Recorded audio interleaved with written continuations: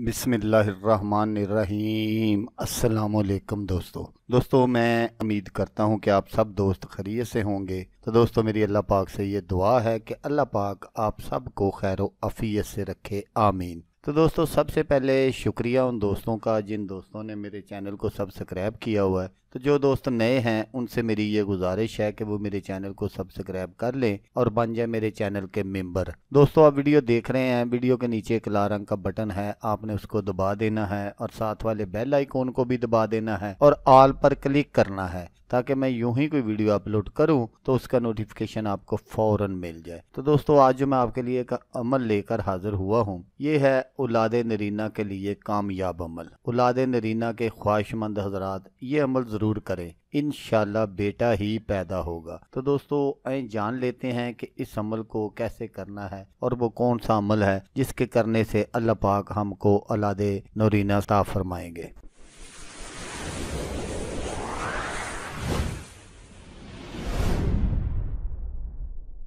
औलादे नरीना की ख्वाहिश हर मर्द को औरत को है और मर्द भी चाहता है, औरत भी चाहती है, सास ससुर माँ बाप भी चाहते हैं कि हमारे बेटे को अल्लाह बेटा अता फरमाए और लड़की के माँ बाप भी चाहते हैं कि हमारी बेटी को अल्लाह पाक पहली औलाद औलादे नरीना अता फरमाए। अच्छी ख्वाहिश है, बुरी ख्वाहिश नहीं है। हमारे बहुत से घरों में लड़की पैदा होने को बुरा समझा जाता है। बेटे अल्लाह की नेमत हैं और बेटियां अल्लाह की रहमत हैं। बेटा ना होने पर बहुत सारे घरों में नचाकियां पैदा हो जाती हैं और बाद घरों में तो नौबत तलाक तक पहुंच जाती है। ये सब अल्लाह की देन है। वो जिसको चाहता है बेटियां अता फरमाता है और जिसको चाहता है बेटे अता फरमाता है। तो जिसको चाहता है वो बांझ रखता है। हमारे माशरे में बेटी पैदा होने पर बाज़ औरतों को उनके घर भेज दिया जाता है, हालांकि इसमें इस बेचारी का क्या कसूर है। अगर कोई ससुर इस तरह की बातें सोचता है तो वो ये बात ज़रूर अपने जहन में रखे कि जिससे उसने शादी की है वो भी किसी की बेटी है। अगर कोई सास अपनी बहू के मुतल्लिक ऐसा सोचती है तो वो भी ये बातें जहन में रखे कि वो भी किसी की बेटी है। दुख और तकलीफ में हमेशा बेटियां काम आती हैं।